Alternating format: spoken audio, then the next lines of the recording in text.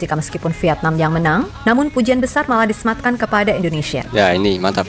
Seperti yang ditulis media ESPN yang menyebut penampilan tim muda ini sebagai penampilan yang gagah dan berani. Maka gak heran, entah masih sebel karena nggak dianggap atau gimana, publik Vietnam benar-benar menjuluki Indonesia sebagai media darling. Lantaran dia mau gimana pun, sorotan selalu aja mengarah kepada timnas Indonesia. Gak di round 3, AFF, atau bahkan turnamen kelompok umur. Pokoknya Indonesia selalu jadi headline yang menarik untuk dibahas. Iyalah pasti itu. Sabar yang Uyan.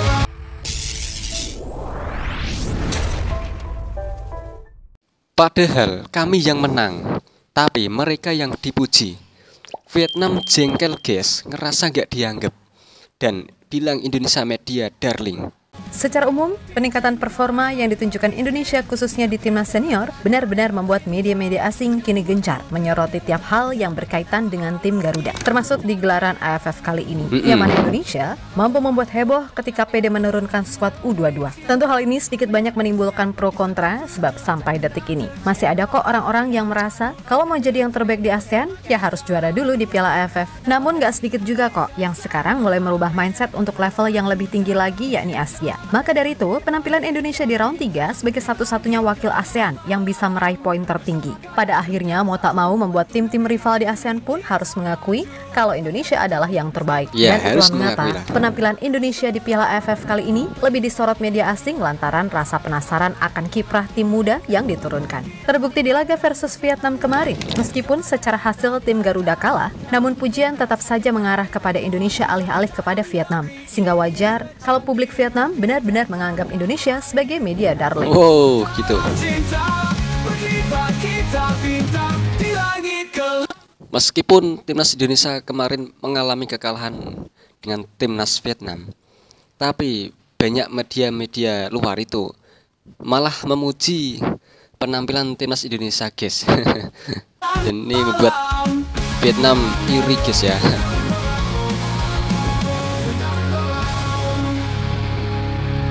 Padahal Vietnam yang menang, ngapain nggak dipuji? Yang dipuji malah Indonesia terus gitu.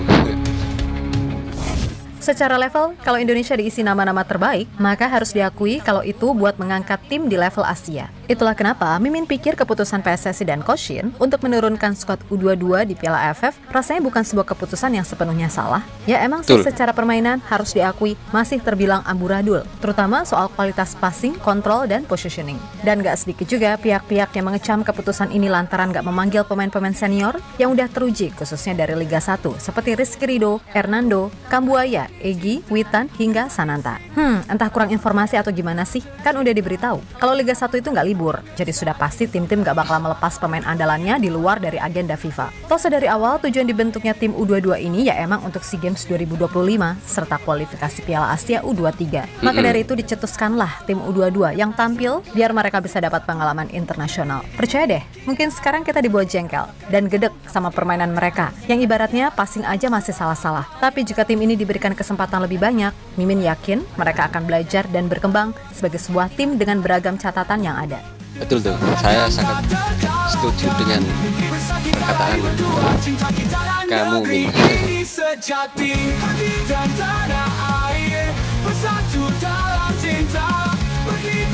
Diturunkannya pemain muda timnas Indonesia di Piala AFF ini untuk melatih mental anak-anak muda timnas Indonesia, guys ya, untuk menjalani masa depannya nanti, guys ya, calon timnas di masa depannya, biar banyak pengalaman gitu, guys.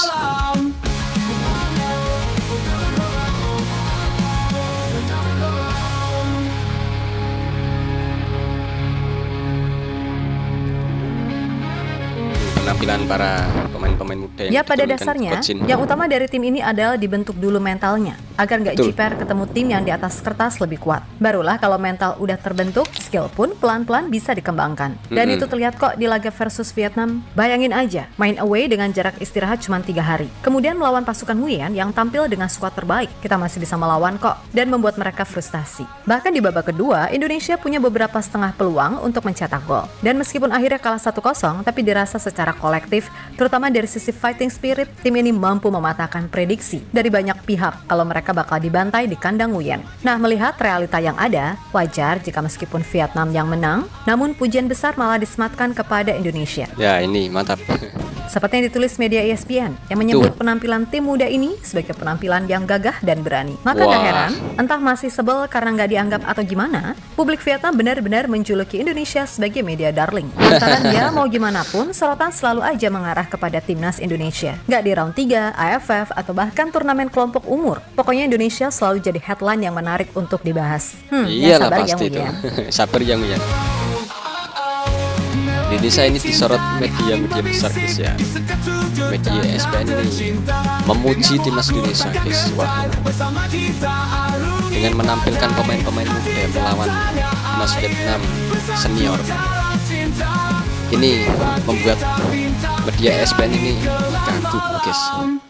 Dengan penampilan anak-anak muda timnas Indonesia. Sementara itu secara umum memang wajar jika sekarang timnas Indonesia banyak mendapatkan sorotan, terutama jika mengacu pada kiprah tim Garuda di round 3 kualifikasi Piala Dunia. Yap, kemenangan atas Arab Saudi benar-benar makin membuat citra dan gengsi Indonesia di mata ASEAN naik. Dan menurut pandit-pandit di Malaysia, kalau level Indonesia sekarang ini emang udah di atas Thailand serta Vietnam. Sehingga ya, mau juara AFF 10 kali pun nggak sebanding nilainya dengan semisal lolos Piala Asia via kualifikasi. Lalu lolos round 3 kualifikasi Piala Dunia sampai target terbesar yakni lolos Piala Dunia. Intinya, pandit-pandit di Malaysia kini benar-benar yakin kalau Indonesia udah satu langkah di depan buat maju. Wah,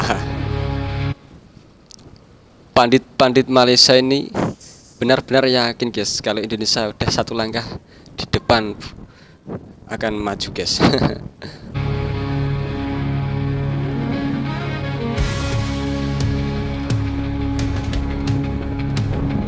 Pokoknya penampilan anak muda kemarin tuh menghadapi Vietnam tuh ya kita harus mengapresiasi guys ya, jangan dihujat, kita terus dukung guys. Yap, terlepas dari apapun, semoga saja grafik tim Garuda di Piala AFF bisa terus meningkat.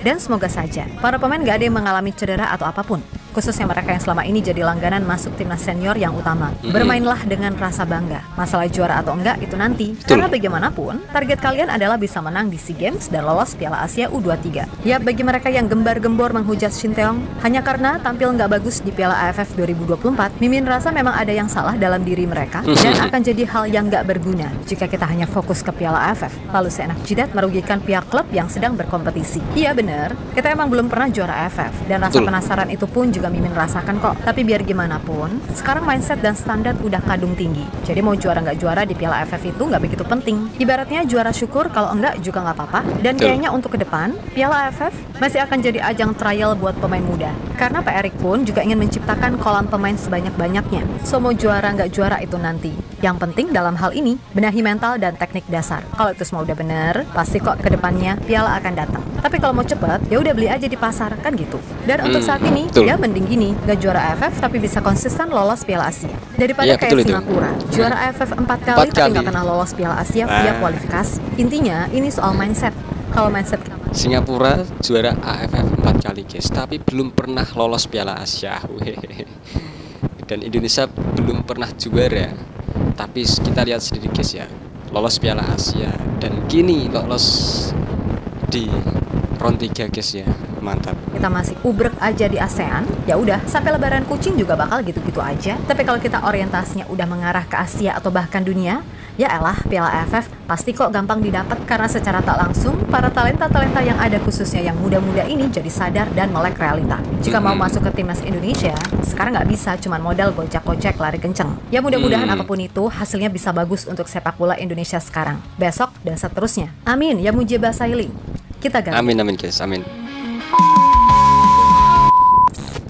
Yes, begitulah info terupdate hari ini tentang sepak bola Indonesia guys ya, yang mendapat pujian media-media besar ESPN guys. Pujian itu membuat Vietnam ini iri. Wah, Vietnam jengkel ngerasa nggak dianggap guys. Ini timnas kita emang lagi menyala-menyalanya ya guys ya, disorot media besar. Wah, luar biasa. Oke, kita support dan dukung timnas ya guys ya. Support, doakan semoga timnas juara AFF tahun ini dan lolos ke Piala Dunia, guys. Itu suatu kebanggaan untuk kita sebagai warga Indonesia, guys ya. Oke guys, cukup sekian guys reaksi kami kali ini datang dari YouTube channel Girls. Jika Anda baru kenal channel ini, silahkan di subscribe, like, dan komen guys ya. Oke, terima kasih. Jika ada kesalahan kata-kata yang kami ucapkan, kami mohon maaf sebanyak-banyaknya. Wassalamualaikum warahmatullahi wabarakatuh. Thank you.